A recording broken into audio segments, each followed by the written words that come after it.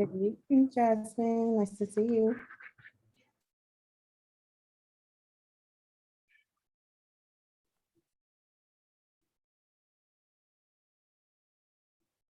Good evening, Shayna. Thank you for joining us.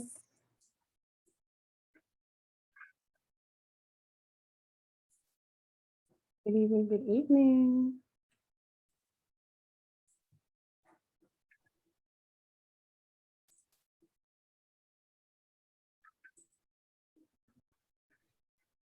Gonna give it a few minutes.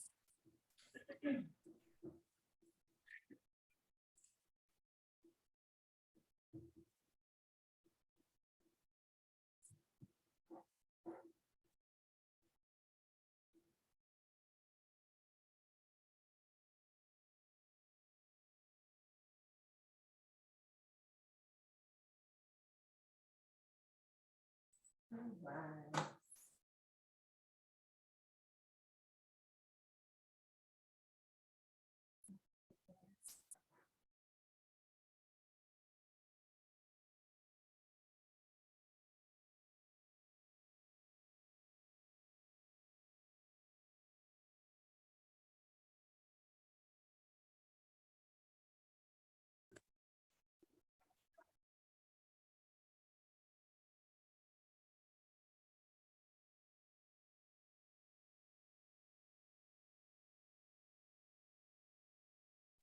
Tutorial, do you see when you click on the more option at the bottom, do you see the option to live stream this?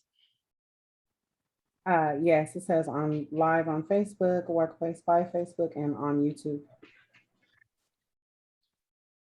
Oh, okay, it's not giving me the option to do it, but that Can I disable me as the host? That might work. maybe.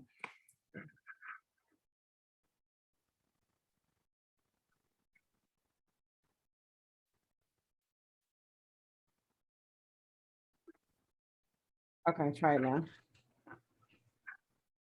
Oop. Good evening, Ari. Thank you for joining us.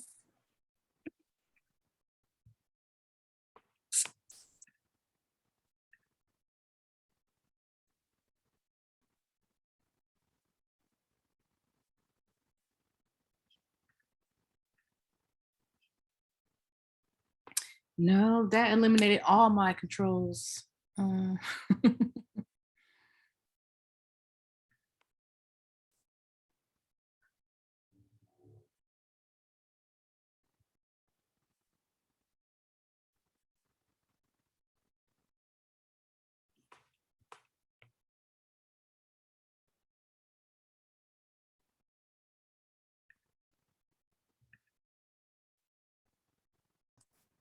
Hey, Kita.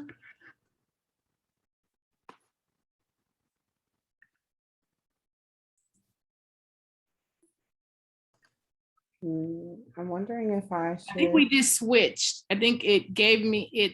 Now I'm Tutori EOC and you're EOC. Hold on, I think I can do this.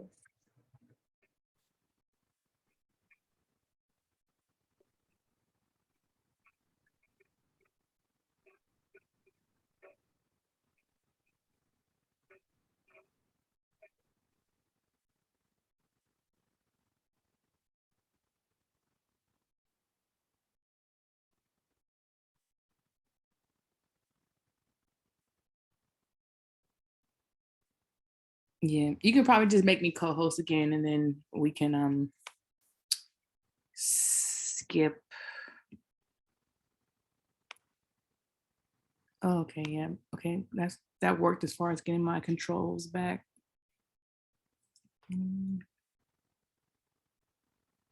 Yeah, so we may not be able to live stream tonight. That's okay. Or it is recording, so. Well, I think it is, what is it, 6:05? It's okay to go, or if you guys are okay with moving forward. Good evening, Najee. Nice to have you with us. If you all are all right, Sabina and Travis and Candace, you ready to get started? Yes, Yes. ready when you all are. Perfect, perfect, perfect. So good evening, everyone. Happy Thursday. Happy Black August. Happy everything. I am so happy to be here with you all for this month's financial literacy workshop, which is super exciting. I'm excited about it. I'm pretty sure you are. It is a home buyer workshop from with loan officer Travis Jackson and Realtor Savina Briggs. And they are here to share so many beautiful things with us. And without further ado, I will pass it to them. Awesome. Thank you so much. And I just want to say thank you so much to you, Tatori and Candace, for inviting us to do your home buyers workshop for this series. And congratulations on the SuSu Lending Circle to continuing your education and continuing to empower yourselves around financial literacy. And let's go ahead and kick things off. So first time home buyers empowerment workshop. Yes. So here we are. Let's get my settings set up. All right. So what are we going to be talking about today? Some of the reasons why people think they're not ready to start their home ownership process and journey. Some of those reasons include maybe credit's not where it should be. Maybe their credit score isn't high enough. Maybe they don't make enough income, or maybe they just don't have enough money for down payment. Those are initially some of the things that come to mind. But really, the top 5 reasons are just those. Credit isn't good enough, or they think, hey, I don't have enough money for that down payment. It's a large sum. I don't have enough in savings. Maybe I don't make enough income to actually purchase a home. Sometimes people believe that renting is actually cheaper than owning. And lastly, some people get discouraged because they think the process is just too complicated. So they get a little overwhelmed. But today I'm going to really help simplify the process and really encourage you guys to really take the first step in homeownership. But before I jump into that, I want to talk a little bit about my journey. So my journey started in real estate back in 2007 when I purchased my first home. I was actually going to school at UNLV, and my parents reached out to me and said, hey, Savina, instead of renting an apartment, it'd be really great if we can help you buy a home. I said, sure, why not? That'd be awesome. So I started looking into what options I had available to me. And at the time, we didn't have Redfin or Zillow. All we had was Craigslist. So I reached out to an agent on Craigslist who said, hey, meet me at this new construction center. So I met him there, and the sales agent said, hey, Savina, why don't you take a look at those 3 model homes and pick which one you like? So I did that. And naturally, I picked the nicest and the biggest one, of course. And about 20 minutes later, she sat me down. I filled out an application. She ran some numbers in the back, and she comes back and says, hey, Savina, you're approved for a home. I was like, oh, great. What do I need to do? So my parents helped me buy the house with some extra savings they had. And little did I know that that lender at the time put me into what we call an ARM program. And I, at the time, became a victim of predatory lending, which anyone with a social security, a card, a job at the time, and some income for down payment was approved. When I first got into my home in 2007, my mortgage was $1,700 a month. Definitely doable, had a few roommates, was able to clear the mortgage. 2 years later, my mortgage jumped from $1,700 to $3,200 a month. I just wasn't able to handle a mortgage like that. And ultimately, I had to foreclose on my home a year later. It was devastating to be 21 foreclosing on a home. It damaged my credit. It impacted my confidence. And I didn't know if I was ever going to be able to buy a house again. So that at the time is what led me to become a realtor myself. I didn't want other first-time homebuyers to experience what I experienced when I went through my process as a first-time homebuyer.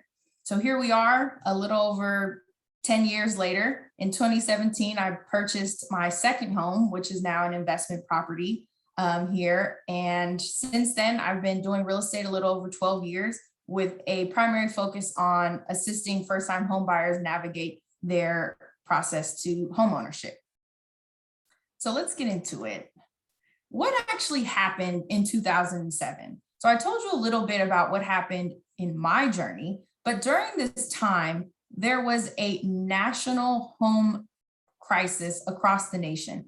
During this time, nearly 1.3 million properties nationwide have begun the foreclosure proceedings starting in 2007 that ultimately led to the housing crash because many people started losing their homes, their payments started jumping up, people started not being able to pay property taxes, and all of these homes were bought by investors, which ultimately now we can see in the market that we're currently in contributed to a huge housing appreciation. So for the last 10 years, we've seen homes around the Bay Area go from 300,000-400,000, and particularly in Oakland, up to 700,000, 800,000, 900,000 in Oakland.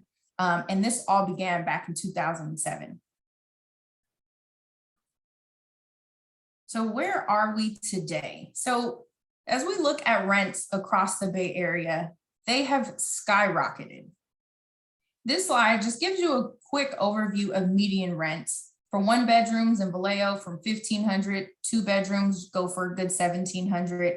In Oakland, the median rents from $2,000 to $2,600. That's high. That's like a mortgage. San Francisco, it's even crazier, from 27 all the way up to 3,700 for a 2 bedroom. San Jose at 2,100 to 27. If people can afford rents in the Bay Area in particular, we should also be thinking about what opportunities you have and what resources you have to potentially buy a home, because there's a lot of advantages to owning a home versus renting. So we're going to break that down a little bit more. So we looked at rents in the Bay Area, and I just want to give you guys a quick snapshot of median home prices in the Bay Area. I'm sure you maybe all have gone on to Redfin and Zillow in particular areas and have browsed homes like we all like to do in our free leisurely time. But this gives you a quick idea of homes in Vallejo, average around 500, 525,000. And this is the median, right? So this can go, we can see houses out in Vallejo from 300,000 up to 700,000 as well. Richmond, average home prices there have gone up in the recent years. That median home price there is around 730. Pittsburgh, around 600, 650, 690 there. Across all of Oakland, the median home price is 950. These are homes in Piedmont, the Oakland Hills, all over Oakland, and specifically homes in East Oakland, where we saw a lot of those red dots, a lot of those homes that were bought up by investors. The average home in East Oakland is around 550. And we're still seeing investors come in, buy up homes, fix them up, and reselling them at higher prices. That's why it's really important for us to be able to get into the housing market ourselves, to be able to capitalize on some of the benefits and capitalize on some of the appreciation that we're still seeing here in the Bay Area.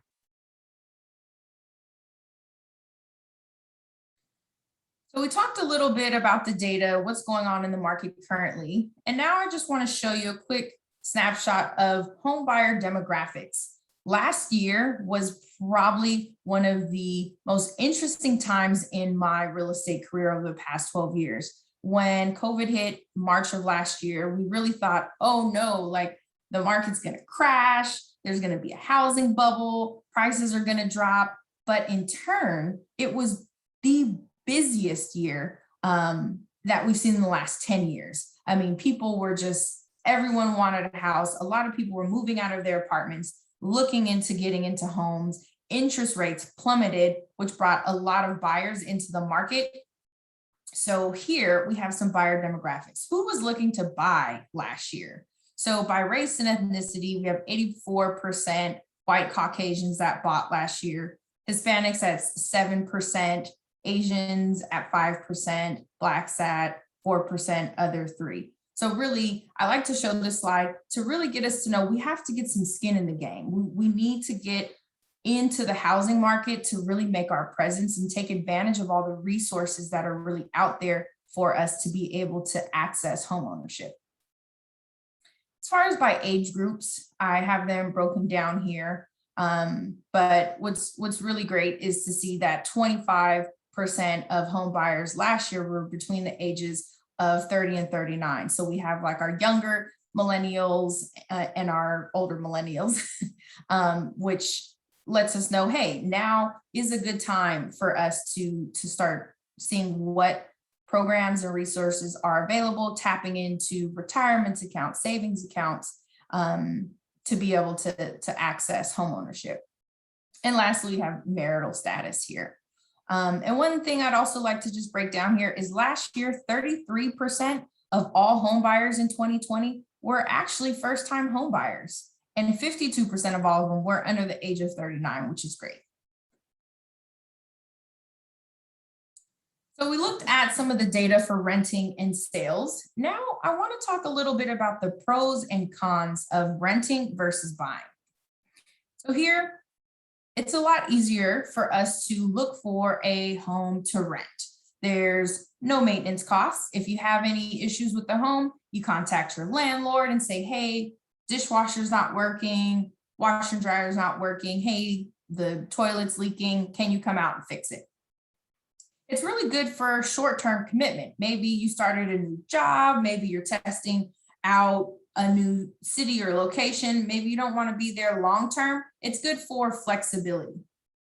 Maybe you're saying, hey, I want to move in the next 6 months or in the next 2 years. Doesn't make sense to buy a home where you're at if you don't plan on being there very long. So it allows you more flexibility, more mobility if you're not somewhere where you want to be long-term. Now, the cons to it. You don't have any tax advantages when you're renting. Essentially, we're paying someone else's mortgage, which in some cases it's easier, but there's no tax advantages. When you own a home, you have the ability to write off your mortgage interest, which helps lower what you may owe in taxes. So there's some tax advantages there. One con that really sticks out to me is you don't have any home equity advantages. So when we talk about equity, what is equity? Let's say you purchase a home for $450,000 this year. In the next, let's say 3 to 5 years, over time, that home is going to appreciate. And in the Bay Area, we've seen about anywhere between a 6 to 8% home appreciation year by year. So you buy the home at $450,000, and in 3 to 5 years, could be sooner, that home is now worth $500,000. You have the ability to tap into that equity and capitalize on it. You can do that through doing a cash out refinance to access that $50,000, or a home equity line of credit, in which you could use that to pay off student loan debt, maybe debt consolidation, or maybe even take out funds to fix up your house to create more value. So that's one disadvantage that you have when you're renting, because there's no equity. And lastly, rent fluctuations. Maybe you've been renting for a while and your landlord decides to replace the windows, put on a new roof, and come the next year of your lease, they say, hey, Savina, it's time to increase your rent. We've done some modifications, renovations around the unit, and now we're going to increase your rent $200, especially if you're not in a rent controlled area. So rent fluctuations are never a good thing to hear. Now let's talk about the buying pros and cons. So when purchasing a home, you have the feeling of stability and safety. It's your home. You can do what you want. You can paint the walls. You can tear down walls. You can open up more space, change the flooring, and no one's going to say, hey, we're going to be selling our house soon. Your lease is going to have to end in 60 days. So really having that comfort, knowing it's your home and you can do as you please with it. As I mentioned, one of the pluses is you get that capital from home equity. So whether your home appreciates $50,000 or $150,000, which we've seen in the last 2 to 3 years, people are capitalizing on that equity, taking it out, or even sometimes selling their house and upgrading. So there's a lot of upside to having and owning a home and being able to take advantage of that equity. And also, as I mentioned, one of the pros is interest tax deduction. So being able to use that mortgage interest as a tax write-off. And lastly, good for long-term commitment, somewhere where you can really grow those roots and settle a foundation to build your family. And also, as I'm getting older, our parents are getting older, I might need to take in my parents in the future and have a space for them so that I can care for them as they get older. Some of the cons, there's all these benefits to buying a home, but there always comes some disadvantages as well. Economic volatility. So we don't know if the market is going to crash. You might buy a house, and if something goes on, that is going to impact the market, your value could go down, but still you'll have that stability and all the other advantages that we did talk about. Maintenance costs. If that washer and dryer goes out, if that plumbing turns into a huge plumbing leak and your house floods, let's hope that never happens, but those are some of the things that we might have to take care of. If that roof meets its end of life, roofs are usually good anywhere between 20, 25 years. If the home that you live in meets its end of life, you might have to replace the roof. So there always comes maintenance costs when owning a home. Home improvement. Maybe you decide, hey, when I bought this house, it didn't have all the bells and whistles that I wanted, so I need to do some home improvements. Maybe update the bathroom, maybe change out the countertops, make some landscape updates. There's going to always be home improvement costs because, again, it's your home. You want to make it your own. And limited mobility. So if you're at a job long term and they say, hey, we are opening up a new office on the East Coast and you're going to be the new director, it's time for you to go. You just don't have the ability to say, hey, landlord, I'm going to end my lease because I'm going to be relocating to the East Coast. You'll have to find a renter or sell your home. But again, there's a lot of advantages to that as well. So those are some of the pros and cons of being a homeowner. So when we talk about home ownership, typically people always think just the home you're going to live in, your primary residence. And yes, as a first-time home buyer, that's typically what most of my clients are looking for. Their primary main dwelling, the home that they are going to live in more long-term. But I like to talk about different types of home ownership that we should be thinking about when buying our first home. So when I bought my first home in Las Vegas, it was a single family home. It was a 5-bedroom where I lived in the owner's bedroom and I had 4 roommates who all paid rent to help me cover my mortgage. At the time, I thought this was a good idea. And here in 2020, now this is called house hacking. House hacking is where you live in one and rent out the other rooms or units. You can also do this buying a duplex or triplex, where you live in one unit upstairs and you rent out the unit downstairs. And now that downstairs unit pays for half your mortgage. When I bought my second house in 2017, I bought a duplex style home where I lived upstairs and rented out the downstairs. Again, my second form of house hacking.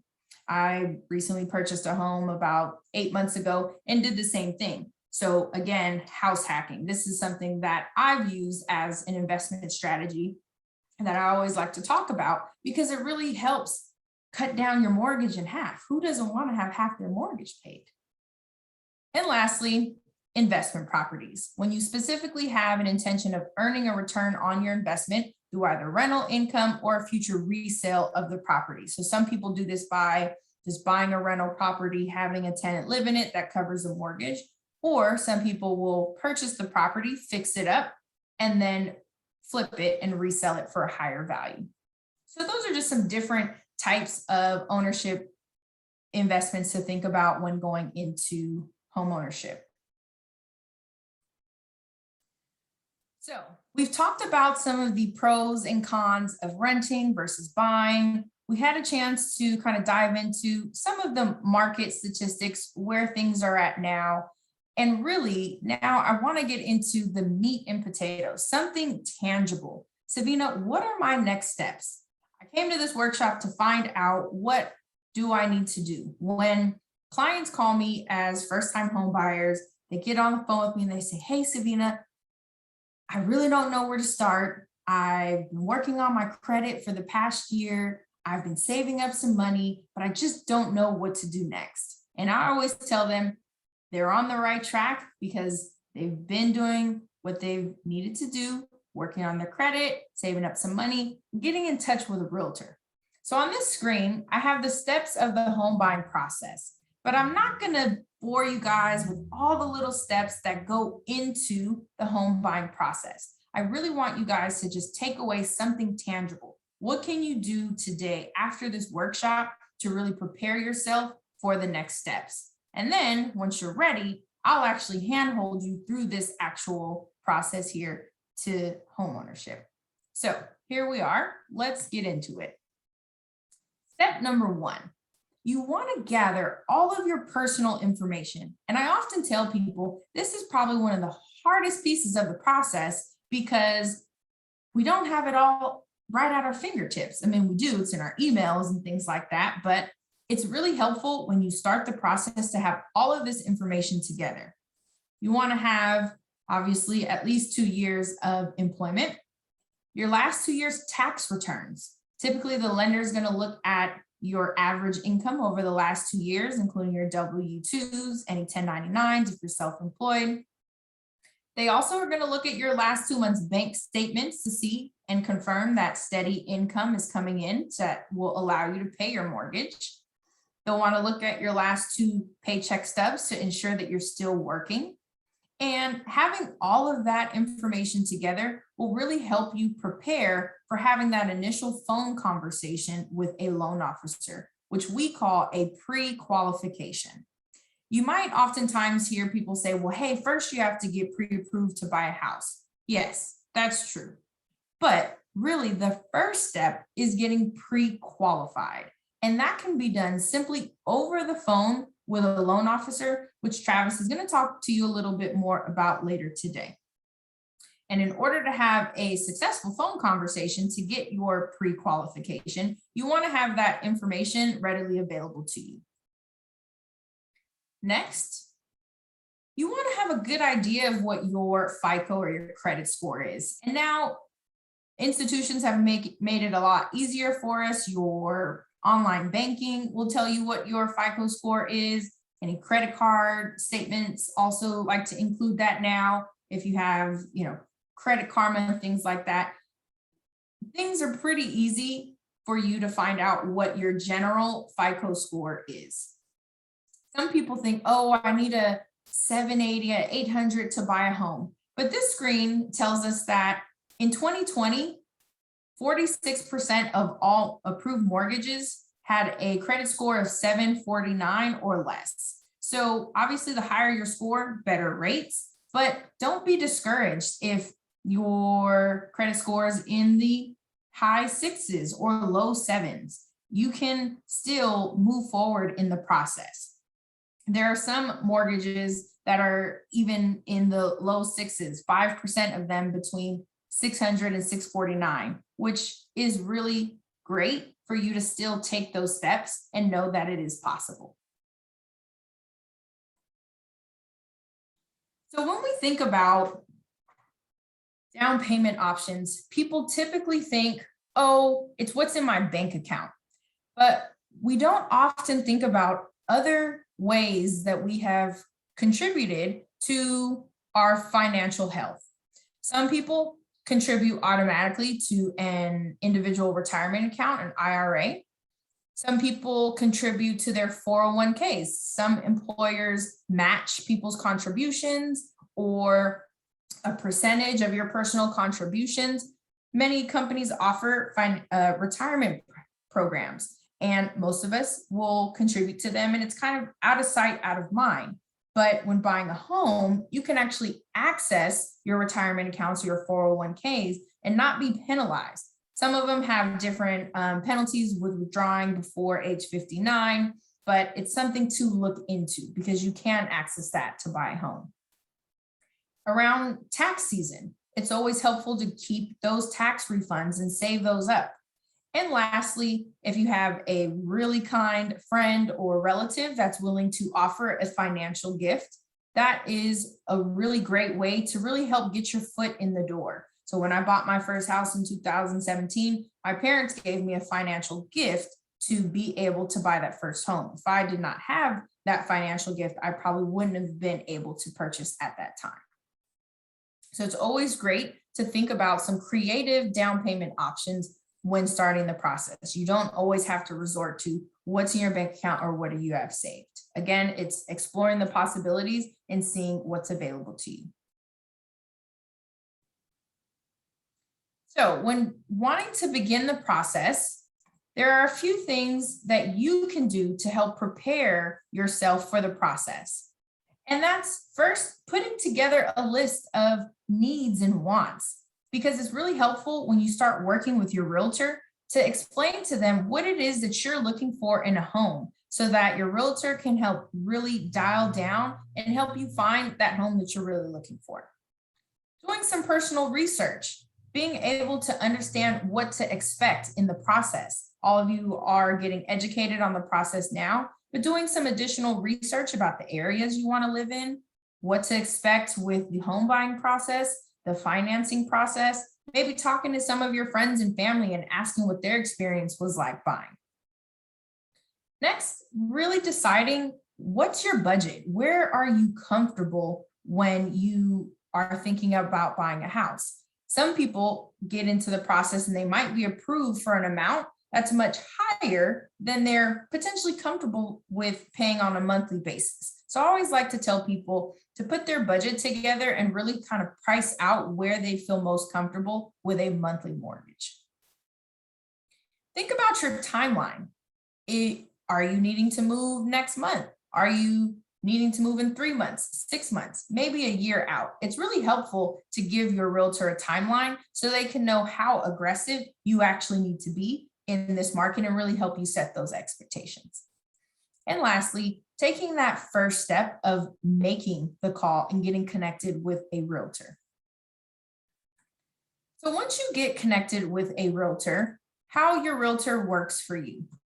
I always encourage people to work with someone who they know and trust, and someone that you're going to feel comfortable talking to on almost a daily basis. You're going to go out, you're looking at homes. You want someone that you feel will always have your best interest in mind.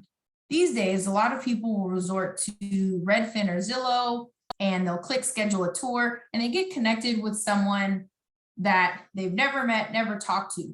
And there's some really great agents out there that will immediately build that rapport with you. But it's always helpful to either be referred to a realtor or someone that you've met before or talked to that you feel is going to have your best interest in mind. And it doesn't hurt to talk to 2 to 3 realtors before you make a commitment to begin working with them. A lot of people also think when you hire a realtor that buyers are the ones that are going to be paying the realtor. Realtors work for buyers essentially for free until you actually buy a home, because realtors get paid by the seller's agent.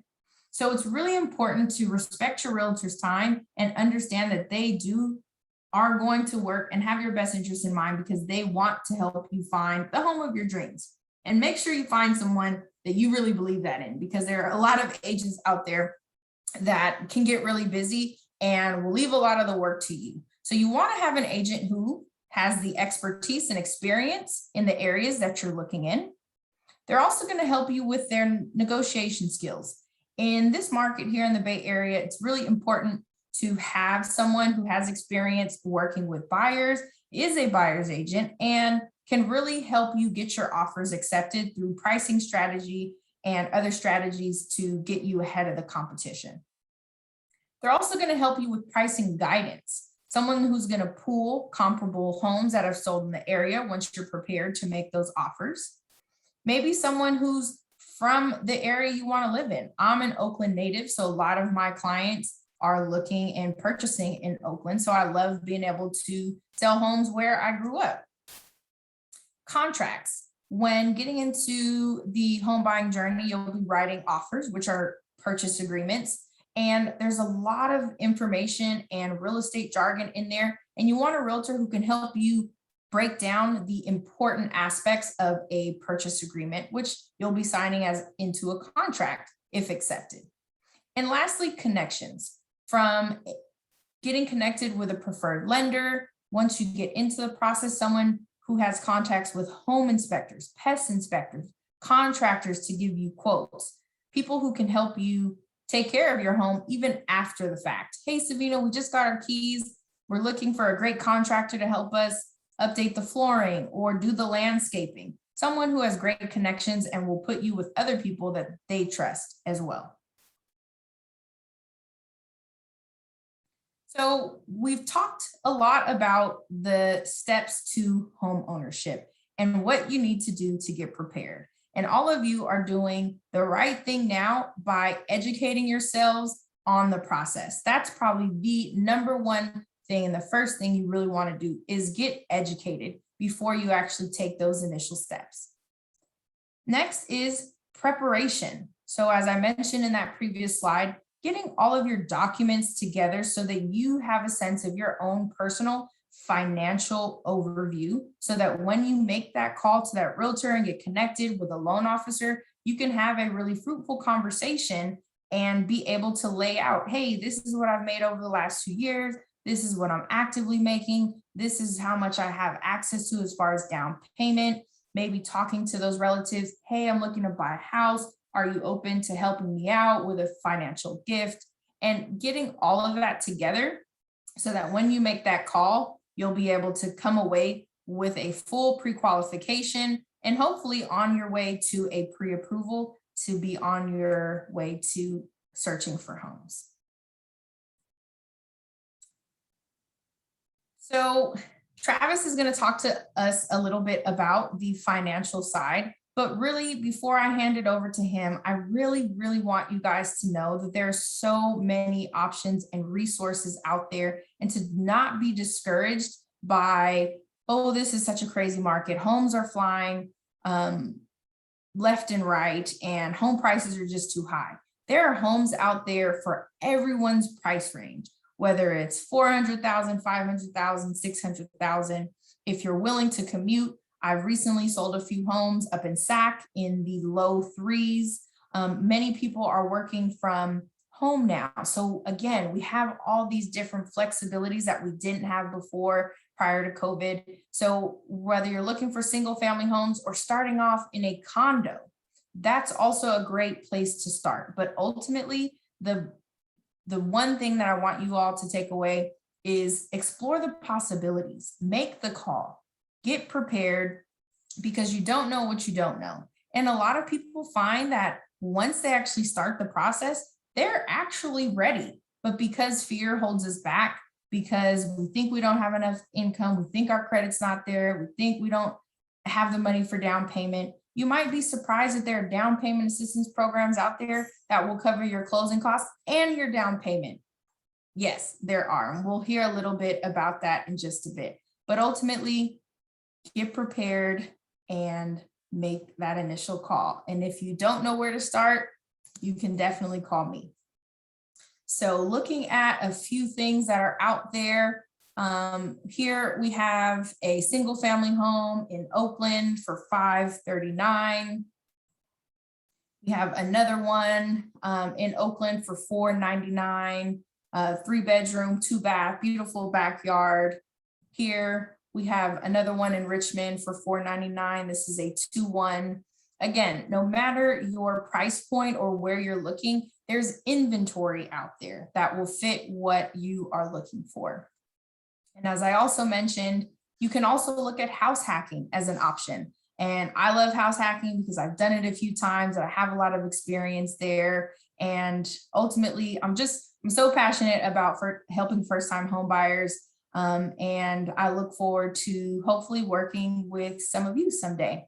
So I'm going to hand it over to one of my preferred lenders, Travis Jackson. He is an amazing loan officer. We've done some great business together. We've helped a lot of people, and he has just done phenomenal work across the nation, 20 states and counting. And I'm excited to hear what he has to share with you all today. Go ahead and I'll stop sharing and hand it over to you, Travis. All right. Good evening, everyone. I'm so excited to be here. Yeah, I'm just excited. It's funny. I always go after Savina, and I feel like I should be the undercard, let do the prep work and then let her take it home. But I'm just happy to be here. I just want to thank Tori and Candace for having us both. I'm excited to just kind of share some information. I'm usually technically challenged, so give me 1 second. Let me make sure that I can share my screen.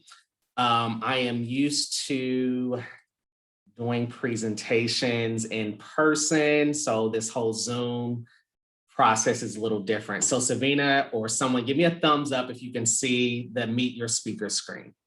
We can just go ahead and click that display settings at the top and hit that other setting.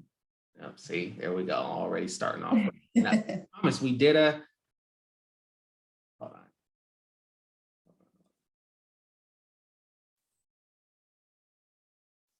So is it still off?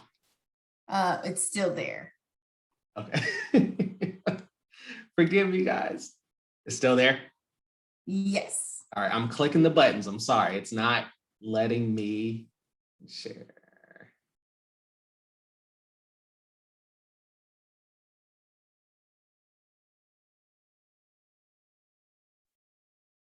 I promise I've done this before. It's not working.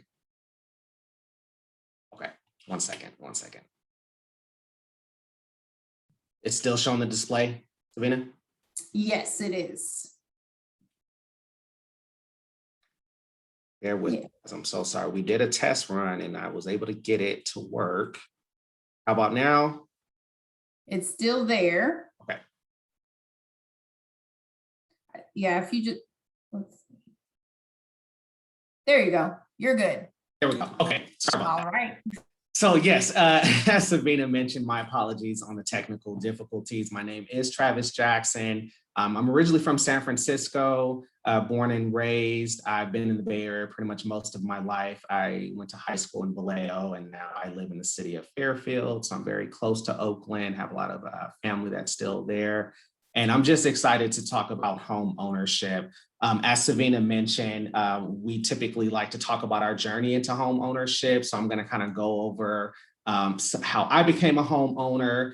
Very funny story. And because I'm so used to doing things in person, I feed off of the crowd and the audience. So I've been seeing some of the chats and I need those LOLs because I know most of you guys are muted, but I feed off of that. So if I say something funny, LOL. If I say something important, give me a check mark. And I love all that. So I'm really excited to be here. So yeah, let's just jump into it. Like I said, I'm going to be kind of going over my story and then how I tie that into just financial ownership or home ownership through financing. So most of my slides are going to be focused on deciding to buy today, right? I believe that you guys have gone through some courses throughout the year with credit repair, credit counseling, also with financial investments like stocks and things like that. Now we're talking about home ownership. So sometimes buying your first home is an emotional decision. A home represents your personal taste and provides a haven of stability and security for both you and your loved ones. It provides a private of home ownership because it's yours. Savina kind of touched on it earlier. For most of us, we were renting at some point in our lives. We had to be careful of the nails that we put in the wall, couldn't really change the paint color, couldn't do any modifications to make it your own because you're technically living in someone else's property. So buying a home is very important in the decision to do that. So very funny story. So in 2000, I believe 11, maybe 2010, I moved to a 3-bedroom, 1-bath home in the city of Fairfield. Now it was recently renovated, so it was pretty much brand new on the inside. It was great. It was a great starter home for my wife and I. We had 1 kid at the time, and it was just great. So the owner, he had left a washer machine and a dryer, right? It was an older one. He said he had an extra one. He told us once it goes out, it's on you to either replace it or to go to the laundromat. Now our washing machine ended up breaking. It was a washing machine. It ended up breaking about a year into our lease, and did a few trips to the laundromat. And I realized that that was not for me. And we decided that we got to figure something out, right? A buddy of mine from high school had just moved back from college. Him and his wife had just bought a brand new construction. And he said, hey, Travis, I actually just bought a new home and they threw in a washer machine.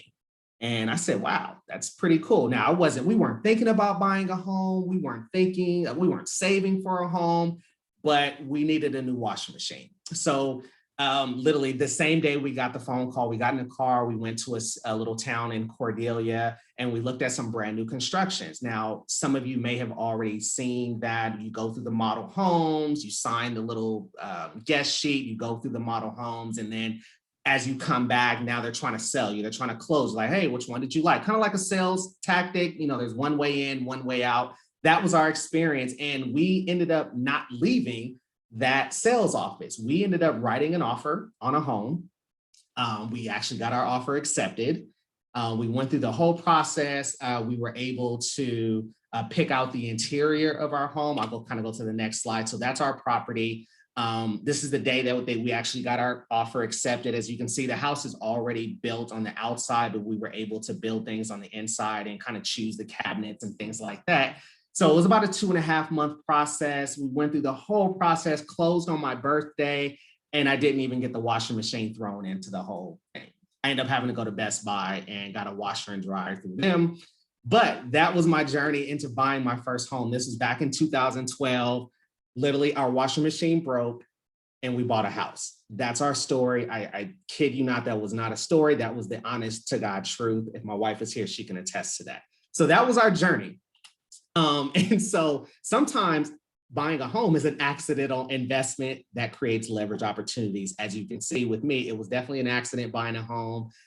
You guys are on a way better course than I was. You guys are doing the education classes. You guys are saving. You guys have a plan. You're talking to a realtor. I did not do any of that. And I'll tell you why I had some bonehead moves with that process, but it still got us into our house. For us, our first year, we picked up about $100,000 in equity in our property. So, which was huge. We bought our house in 2012, was kind of at the bottom of the market. So we were able to leverage that home equity that Sabina was mentioning earlier. And she also kind of touched on tapping into some of the equity to either buy an investment property or a second home. Well, that's not what we did initially. We put the money back into our house. So as you can see, it was a new construction. So most times it's just dirt in the background. So we ended up doing our backyard. We did a new awning. We did some flooring in our house. Again, the house is only a few years old, but we wanted to kind of update it a little bit. And as you can see in this middle picture here, I don't know if you guys can even see my cursor, but I'm just referencing me, Goofy, my 4 boys, and my wife there. We are a really big Disney family. We do all the Disney trips, the hotels, the cruises. We love Disney. Why? We have a lot of kids, so we got to figure out something to do with them. So we actually use some of the equity in our property to buy a timeshare through Disney. That is the part I do not recommend. I love our timeshare. Don't get me wrong. However, I don't think it's wise to tap into equity to buy a liability in a sense. So anyways, we enjoy it. I'm just going to advise don't do that. And if you do, maybe give me a call first and let's talk about some other options. So what happened after that, this is 2015, I believe, is when we did the renovation. We did a refinance, we did a home equity line of credit. Sabina kind of touched on that.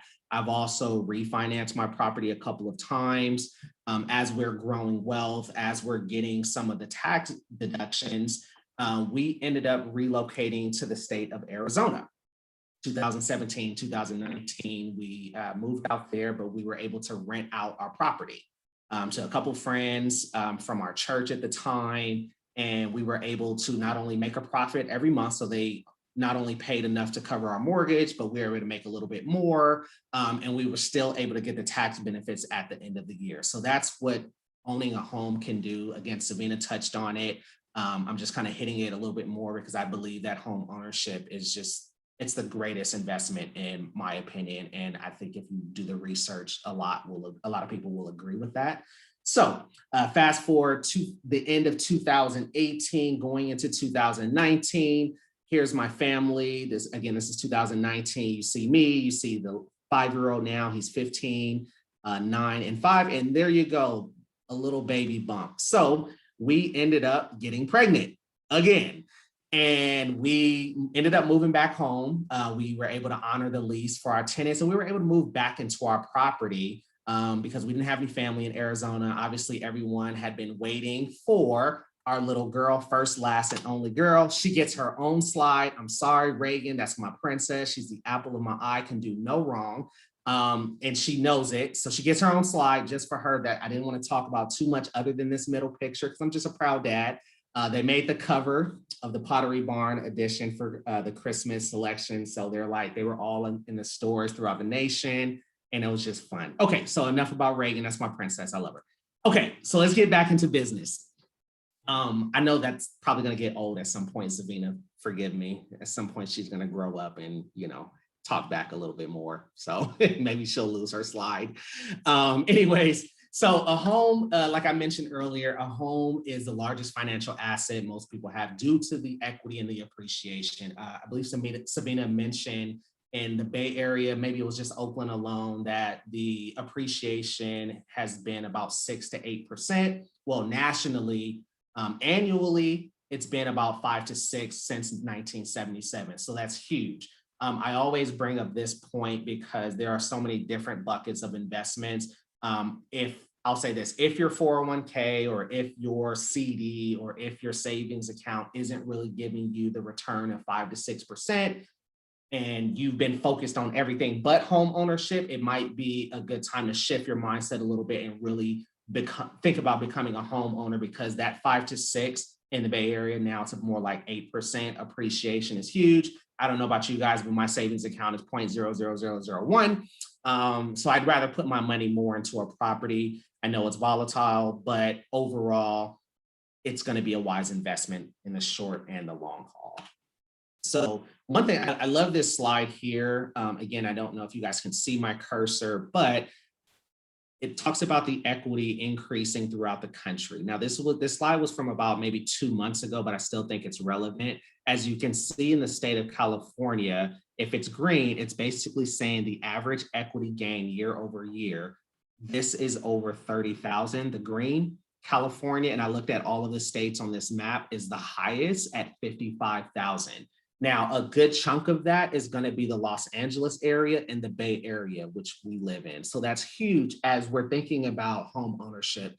Savina mentioned earlier, just get into a home. It may be a fixer-upper, it may be a starter home, but just get into it so that you can capitalize on that equity rather than waiting and letting the seller benefit from that appreciation. I'd rather have more money go into my clients' pockets than the sellers.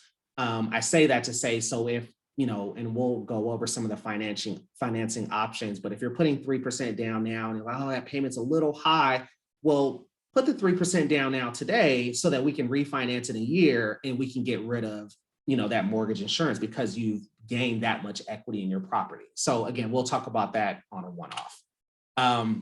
So the financial experts are basically saying that home prices are increasing this year. And I'm sure some of you guys have seen it definitely over the last 6 months. Savina, I know it's probably kind of been flattening just a little bit. You're seeing a little bit more property staying on the market for a little longer. But in the last 6 months, I feel like if a property hit the market, it was gone the next day.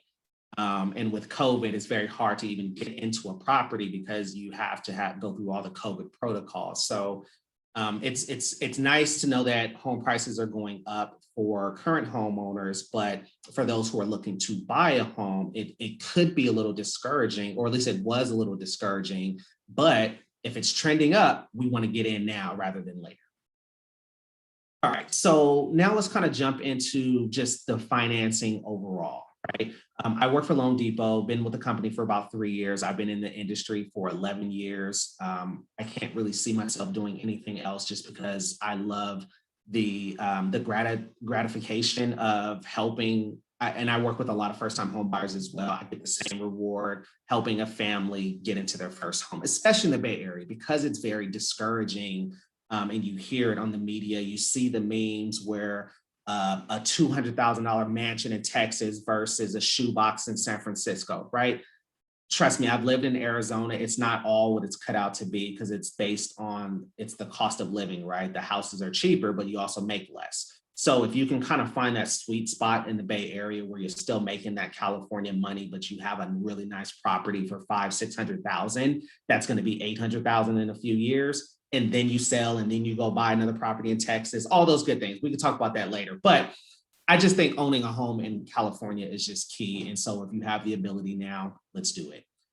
Some of the more popular products, obviously, you're going to have the conforming and non-conforming loans. These are fixed rate products, the adjustable rates, the jumbo loans, which we can talk about a little later.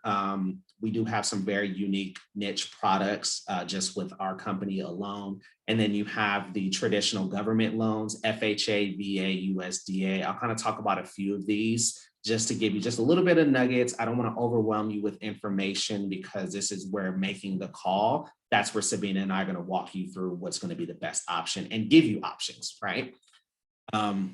So conventional. So you probably heard it, you probably see the memes out there all the time. Oh, do I have to have 20% down? The answer is no. Conventional financing starts from anywhere from 5% to 20% down. However, about 3 years ago, there was a program that came out for Fannie Mae, Freddie Mac, where you can put as low as 3% down, which is 0.5% down less than FHA. Now, there are some income limits, meaning you can't make over a certain amount to qualify for that type of program, the 3% down, but worst case, you can put 5% down. Some of the benefits with the conventional loan limits, you have higher loan limits. In the Bay Area, mainly Contra Costa, Alameda, San Francisco, they have loan limits that you can go up to 822,000. If you put less than 20% down, you don't have to do the upfront mortgage insurance, which is huge because there are other programs where you have to pay the mortgage insurance for that first year upfront. No, so mortgage insurance, it drops off once you get to 78% loan to value. Mortgage insurance is also less expensive than FHA loans. So the mortgage insurance is a little less on the conventional option. However, traditionally FHA has been known as the first-time home buyer program. The reason is prior to the conventional 3% down loan program, you can put as low as 3.5%. You can have a lower FICO score. Savannah had a slide where I believe it was 46%, had a FICO score of 749 all the way. I think the slide was like down to like 520. Well, those 520 to 579 FICO scores, that's when you can do an FHA loan. And if you're military, you can also go that low as well. Right now, FHA has put a cap at 580 at the moment. However, that was during COVID. Now the guidelines are starting to change and kind of soften up a little bit now that I don't want to say coming out of COVID, but things are starting to become a little bit more normal. I'll say that. Some of the FHA benefits I kind of already talked about, that 3.5% down. The down payment and closing costs can be given as a gift. Now, Savannah touched on that earlier. The entire amount can be gifted. Family member, friend, loved one, or even an organization. Okay, I already talked about the FICO score. You can go as low as 580 at the moment.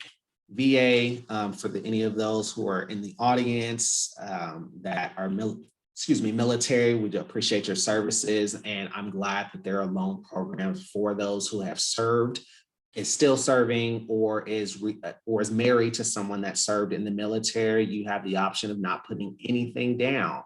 100% financing, there's no loan limits, there's no mortgage insurance, there's no prepayment penalty. This is huge. The closing costs are usually a little less. This is just a phenomenal loan program if you qualify for a VA loan.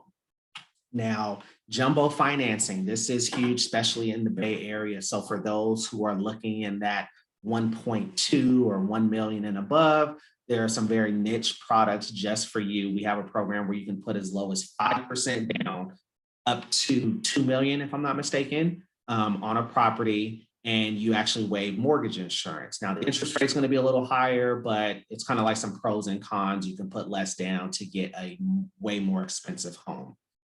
We could talk about that more in depth. So Sabina kind of talked about a couple of properties that are just in the area. This is a similar slide where you have a $500,000 house. I believe this is in the city of Richmond, and this property is already sold. But just kind of doing a comparison with the conventional 3% down. Again, it's there's an income limit, and I believe in Oakland it's like 108. So if you exceed 108,000, you have to put 5% down or go FHA. But let's just say you're right at that 107,999.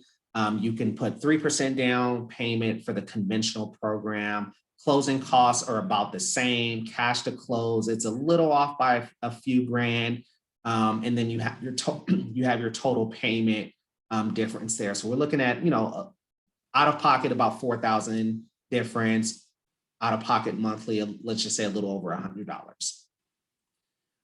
Now, Sabina had mentioned about the down payment assistance programs. CalHFA is probably the more popular one, definitely in this area. The reason is because they give you $11,000 down payment assistance, which is huge. On top of that, they give you up to 3% of the closing costs, right? Now, a little bit of a catch, you do have to have a Fico score of 660. There's a first-time home buyer class that you have to take, and you have to be a first-time home buyer. The class is like an online class. I mean, you can pretty much just skip the slides and get to the end and get the certificate. It's not a big deal. But I wanted to kind of give you a little bit of a scenario and what that could look like. So if we go back to the conventional versus FHA for that $500,000 down, or excuse me, $500,000 purchase price, we have a cash to close on conventional about 28,000. On the FHA, we're about 32,000. Well, for that same property, that same $500,000 house, using a CalHFA loan scenario, we have a $13,000 out of your pocket, right? Let's call it 14,000. And we have a payment that's under 3,000, if you can see the highlighted figures there. So if you are one of those individuals that, I don't have 50,000, I don't have 20,000. Well, if you have about 13 to 15,000, let's just call it 10 to 15,000, you can get a $500,000 house here in the Bay Area. And even with that cash to close, working with a good agent, sometimes there are sellers who are eager and willing to help, and they may cover a good chunk of your cash to close. Sometimes they'll pay the remaining of your closing costs. A little bit more, you probably see that a little bit more often, maybe last year or the years prior. It's a little bit more aggressive now, but that's where you get a good agent like Sabina who can actually do the negotiation for you to make that happen. But as you can see, I mean, we're talking about less than $15,000 to own a $500,000 house in the Bay Area. That's huge. So what do we do next? We talked about, making doing the education, going through the planning part of it, and then making the phone call. I'm just going to kind of elaborate or maybe reiterate some of the things that what you want in your team, because we work together. So in Sabina and I's case, we've had transactions where we worked as a team, we communicated, we just wanted to make the process for our buyer as smooth as possible. So we do that by communicating mainly with the listing agent, with the title company, and really we only want our clients to come into the door, sign their loan documents, get their treat, get their keys, and smile. That's our goal. But if we have a lot of hiccups in between, and trust me, I've had to be the save the day in the final hour, I'm happy to do that. But I like to make sure that my clients have a very smooth transaction through their home buying experience. Sabina had a rough one in her first experience. We actually had a really rough experience with our loan officer because he was out of state and he just didn't communicate well. So there were times where we just wouldn't hear from him for a few days. And when you're a new homeowner, especially, Sabina was 21, I was 25 when I bought my home. Like, I didn't know what I was doing. I felt like I was still a baby. So I need people who are educated and who can guide me through the process, because I was just stressing out like most of the time. Almost lost the house actually. So hiring a team, hiring your agent, and hiring your loan officer is key. I do recommend like interviewing them and making sure it's a good fit. Sometimes I'm not the best fit for certain people. Sometimes Sabina may not be a good fit, but at least we can maybe direct you to someone that may be a better fit for your situation. So with that, so we talked about hiring what does an agent do? Education, analyze the wants and the needs, steers you on homes that fit your criteria. I like to really hone in on that part when it comes to a real estate agent. If I'm telling you I want a 3-bedroom, 2-bath minimum, we shouldn't be looking at 1-bedroom, 1-bath, because that's not going to work. I can't fit my 5 kids in a 1-bedroom home. So if an agent's doing that and they're clearly not listening to your needs, that's probably when you want to make another call.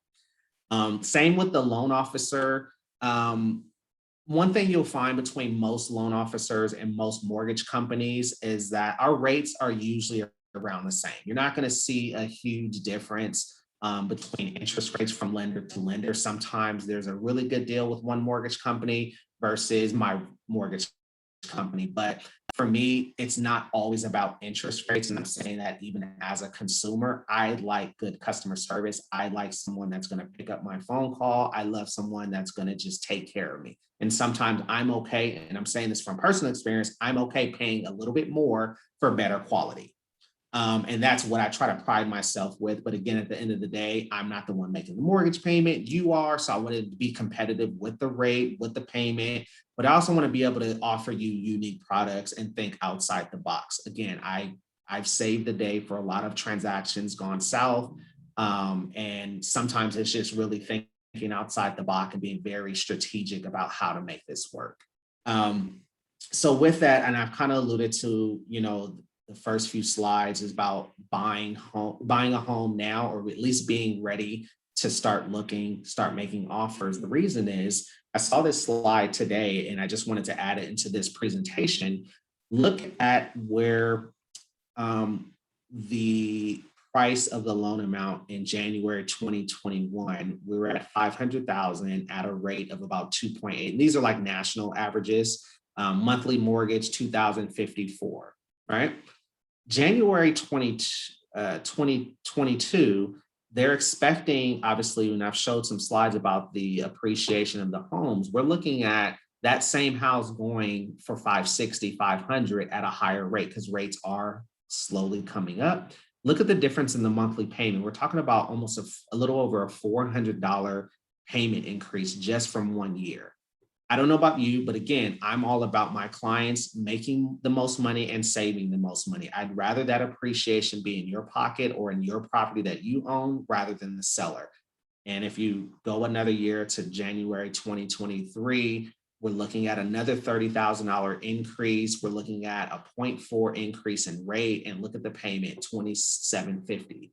So obviously things are trending up. We want to make sure we capitalize on the timing because I feel like the T in timing is way better than the T in talent. So it's a timing thing. So this is the time, if you have some money in the bank, if you have some friends, if you have the 401k, I can talk to you about how that works and how that benefits you, because sometimes the perception is if I withdraw from my 401k, I'm going to be penalized. I'm going to be hit with the taxes. Well, for home ownership, those companies, the T. Rowe Prices, the Charles Schwabs, the Fidelities, they have programs where you can take a loan against your 401k, pay yourself back with interest, and get the money for a home because they even value the importance of home ownership. So they're willing to forego those penalties and tax implications. So for those who have been paying into their 401k for some years, it might be a great tool and a great resource to access in order to become a homeowner. So with that said, that is my last slide. Again, I haven't been seeing any of the comments come up just because of my format issue, and I didn't want to mess with the screen because I was able to finally get you guys to see what I'm seeing. Oh, there it is. I see chats over there. I'll check it out in a second. But again, Savina, Tatori, Candace, I really appreciate you having me. I believe we're going to be doing a Q&A session. I'm here to help. I don't think my contact information, maybe it's on the first slide, but with that, I'm going to just stop sharing. I'm sure the team will pass along my contact information, but I would say just call Savina first and then she'll get you in contact with me. And stop sharing. Thank you. Awesome. Thank you both so much. So I guess if you all are okay, we can jump into the Q&A unless there's something else, Sabina, that you wanted to get into before we get started. No, yeah, let's kick it off with Q&A. Okay, perfect. We do have one question Also, you all that can hear me, if you raise your hand and you would prefer to voice your question live, I can also help you with that as well. But there's a first question we got is from Najari. It says, what if we have employment history, but we just got a new job? I worked at my last job 2 years, but I got a new job in March. That was sent actually when you were talking, Sabina, about the initial things that you should get together before making the phone call, I think it was. So Sabina, I'll take this one. So 2-year history is usually ideal. You're okay with starting a new job, especially if you went from a W-2 to another W-2 and another W-2. That's perfectly fine. It's easy to calculate that income. Where you run into, I don't want to say issues, but you run into a little bit more complications is if you go from being a W-2 employee to a business owner. Because now we're talking about tax returns, and usually the first year of a business, you're usually paying more in expenses than you are giving yourself credit for income purposes. But to answer your question, if you've been at a company for however long and you move to another company, we do not fault you for that. We use the new income that you do have. So yeah, I encourage you. I'm sure usually a new job means either more money or a better situation. So we're not going to fault you for making the change to better your situation.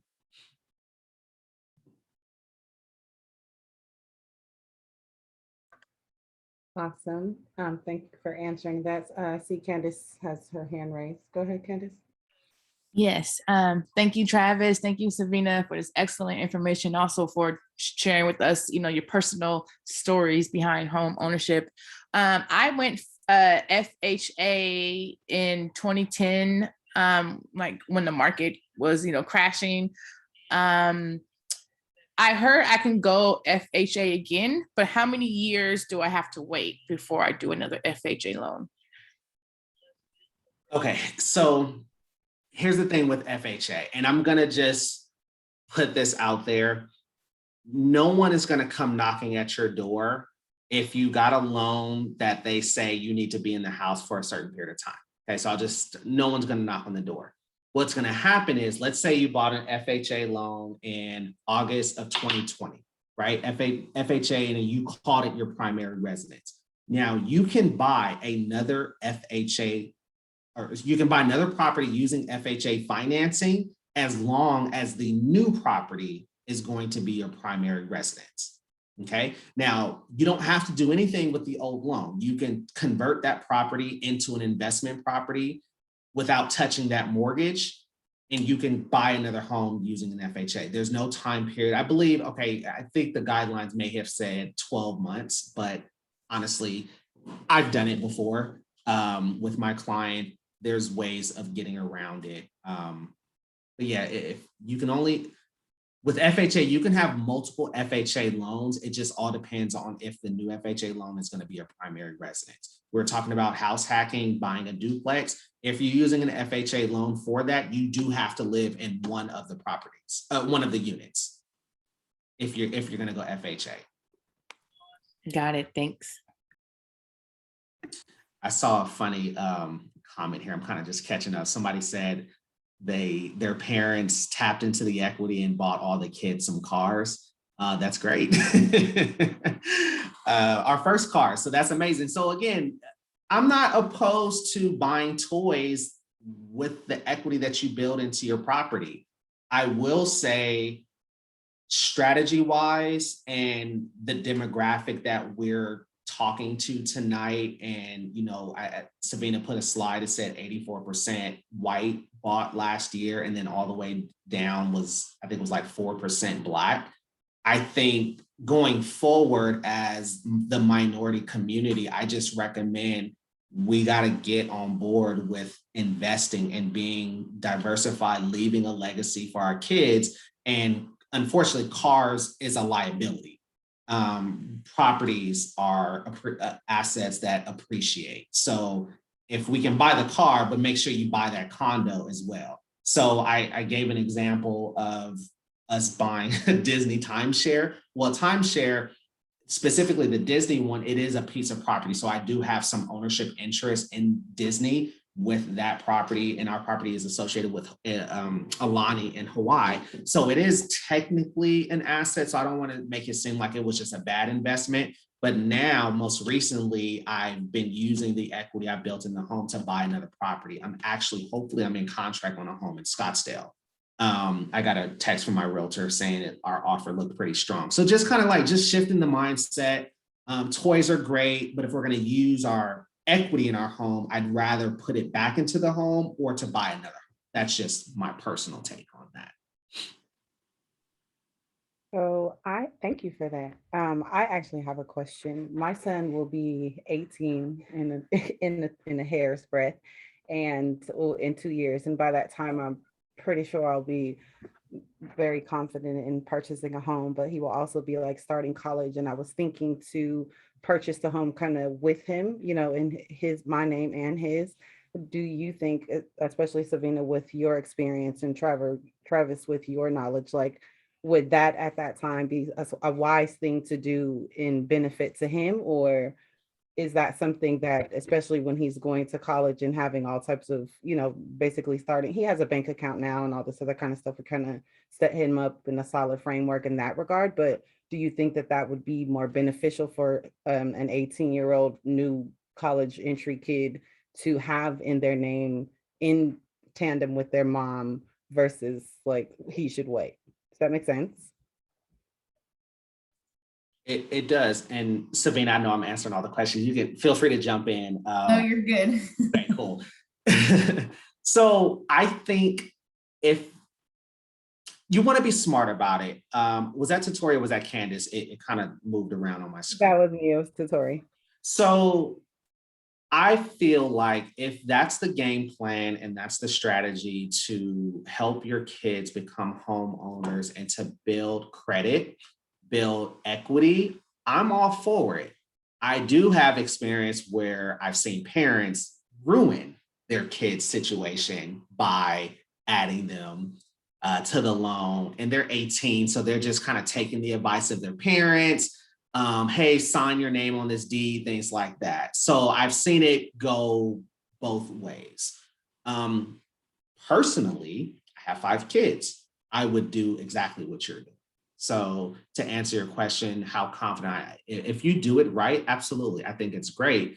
One goal that my wife and I have, if our kids, let's just say, go away either to college out of state or in the military out of state, we would want to buy a property in that state for them. And Savina can probably attest to this a little bit because she bought a 5-bedroom.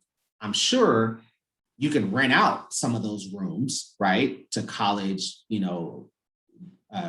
classmates and things like that. So now your son at 18, 19, 20 is learning how to be a landlord. So now it's kind of just shifting their mindset. Hey, I'm collecting rent today. So it's just, and you're doing it at that age, you know what I'm saying? I just think that's just so much wisdom, that's so much responsibility, and it's only going to make him that much more responsible. And then in a few years, he'll probably have enough appreciation in the home that y'all bought together that he can just buy his own. So I'm for it.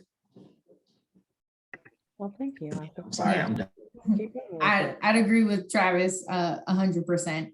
I mean, we've definitely seen it go both ways where, there's the not so great stories of that. But I think done right, I mean, being able to, teach him the tools to be able, like Travis said, potentially become a landlord, be able to manage what it's like to have a mortgage, the responsibilities that come with it, and even going through the process at 18, 19 will really help him get set up for future success. And, down the road, like Travis said, building some appreciation, whether you are able to tap into some equity to help him pay off some, student loan debt, or like Travis said, buy a second property of his own to continue building on his investment portfolio.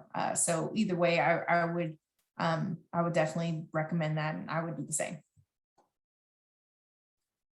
So I see another question from Jasmine. Can you utilize a conventional loan when buying a duplex while living in one unit? The answer is yes. So the other thing is, if you're using a conventional loan and you don't want to live in one of the units, you can also do that. You're just turning into an investor.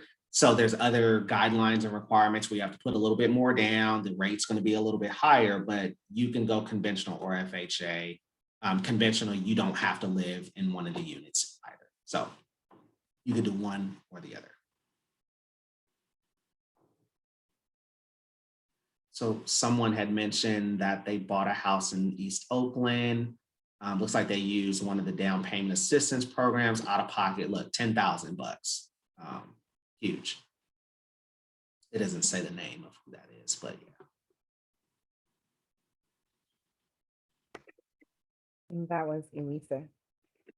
Okay. All right.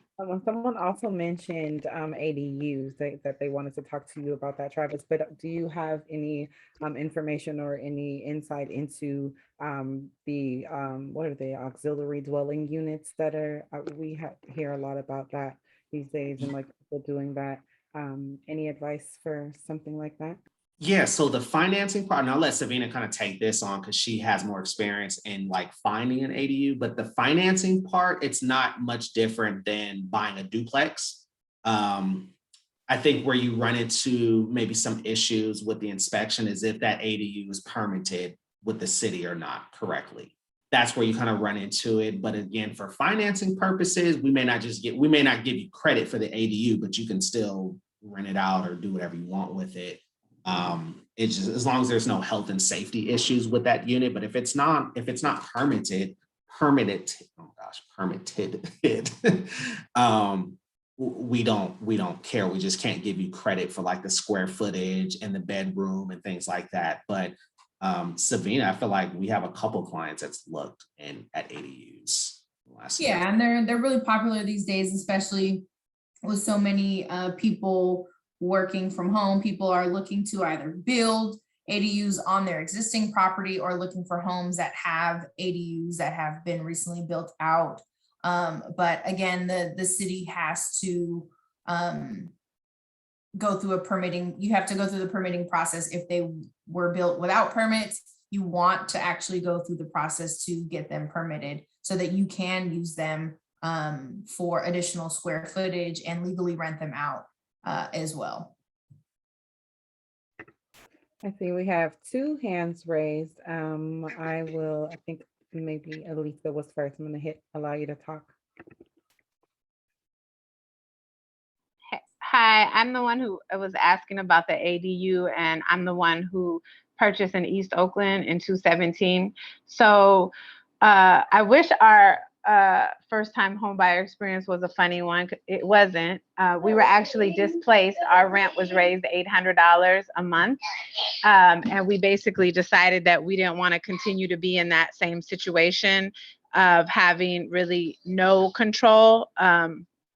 So it was really scary. I just want to say that like right up front, that we had basically kind of almost counted ourselves out from the get-go. We never imagined ourselves as being homeowners. And when I say we, I mean my husband and myself. And interestingly enough, we come from a family who owns homes. But one of the things that I realized in this process is that nobody ever talked to us about how they got their house, how to keep a house, how to maintain a house. Nobody talked to us about any of that stuff. And so honestly, it was almost like we were just newborn babies out here trying to figure it out on our own. And that was really challenging because we had to basically be our own cheerleaders.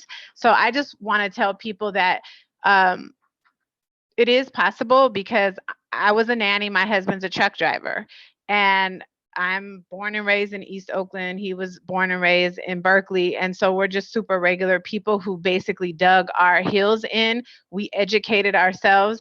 Google, I know that some people don't believe in Google, but I promise you there's a lot of information on Google. And then we aligned ourselves with first a lender to just see where we were at. We were just like, let's just dip our toes into the scary, scary, scary lake of reality. And so that gave us a basis of, oh, we have some work to do. We have some money to save. We have some credit to clean up. We have some debt to income ratio stuff that we need to get right. But it gave us a trajectory of kind of where we needed to go. And then that made it not so scary because there was a goal in sight. And I'm going to tell you that when I was a nanny, I was being paid under the table. So I was one of those people who didn't have, quote unquote, all of the paperwork, but yet and still I made it work because I was paying my taxes and I did have, tax returns. I just had to produce a lot more information. But if you have all of that information and you are working with people who know the ins and outs of what they're going to be looking for, it is possible. So we did a conventional loan. We were offered the FSA, what is it? Golden State, GSFA. We were offered that to stack on top of the MAP. We actually didn't take it. It was going to be $16,000 more, but it was going to raise our interest rate. And our interest rate is 4.2, which brings me to my next question is we're now in the phase of working with potentially with neighborhood housing services in Richmond because they have a ADU program that's kind of coupled with some organizations in East Oakland. And we are looking at the possibility of putting in an ADU. My question is, won't the city of Oakland want their money off the bat for the $50K that we borrowed? If this is going to require some type of financing or loans, won't we be having to pay their $50K off the bat to get money to build an ADU? So it depends. I mean, typically when you want to build an ADU, when you go through the permitting process, that's where that 50K adds up. It's not just like a 50K up front. A lot of the permitting and all of the steps that go into building an ADU usually add up when City of Oakland's done approving and inspections and all the different layers. There are some workarounds that I have seen that people have used. Instead of calling it an official ADU, they refer to them as guest houses. But again, if you want it to be legal and up to code and to be able to use it as square footage, I would definitely recommend just taking the steps to go through the full permitting process and just acquiring the financing for it so that you can take full advantage of it. I think my question is more around, since we have the MAP program for 50K with the city of Oakland currently, wouldn't they want to be paid if we do a refi or whatever way that this organization is going to offer us our options for financing, right? Because I don't have, $150,000 laying around. So we are going to need to finance. Wouldn't the mortgage assistance program want to be paid off before we start borrowing more money? I'm sorry, not to cut you all off. I just want to, for the sake of time, honor, we are supposed to go to 7:30 and we have another person to answer the question. So if you all are okay with staying on, we definitely want to hear the answer, but there is someone who wants to ask another question and I want to do a time check for you all's time as well. Okay, Elisa, I'll come back to you after we get the next question. Okay. I have a really short answer to it, so I'll come back to you. EG, you still have your hand raised? You want to go? Yeah, can you hear me? Yes. Okay, so my situation is, so I don't have much of employment history, but I have some income, but I have good credit score, and I have some proceeds from the sale of a property in 2018. One of my question was, can I qualify for FHA loan? But you answered that one already. So what are ways to qualify for a loan in my situation? So this is probably something we want to take offline, but I'll just give you a general rule of thumb is most loan programs, we start at like 50% debt to income ratio, right? So we take all of your debt that you have that shows up on your credit report, we divide that into your monthly gross income. As long as that number is 50% or below, we're usually good to go. But if it's like a little bit over 50, then that's when we would want to kind of explore, get a little bit more information. FHA, you can go a little bit higher with the ratios. But specifically to your income part, lending is stricter than ever. I feel like we're about a year or two away from taking blood samples, maybe a year after, to taking urine samples to just get a loan. That's just how I feel. So with that being said, I know Elisa said she was a nanny, got paid under the table, but she did her taxes, right? So as long as we have tax returns, we can kind of give you credit for that income. But most business owners and self-employed borrowers, they also want to qualify for the most, but they also want to pay Uncle Sam the least. So when you're thinking about buying a home and you're self-employed, try to think the other way around, where if you want to qualify for the most, you're going to probably have to pay Uncle Sam a little bit more, because we qualify you based on taxable income. Again, that was more so Elisa. You just said you don't have much income. Is it because it's part of it's under the table, or is it just low income just because of the nature of the job? I've been unemployed for a while. Okay, so Yeah. so your income is probably unemployment, right? Is that? I'm sorry, maybe that was too personal. I don't know, but Yeah, if I'm saying it if you're was. saying, okay, I'm sorry. What I was going to say, that there are certain income sources that we can use, and there are some that we cannot use. The rule of thumb is we have to make sure it's expected to continue for the next 36 months. Unemployment, temporary income, anything like that, we cannot use, but disability income we can use.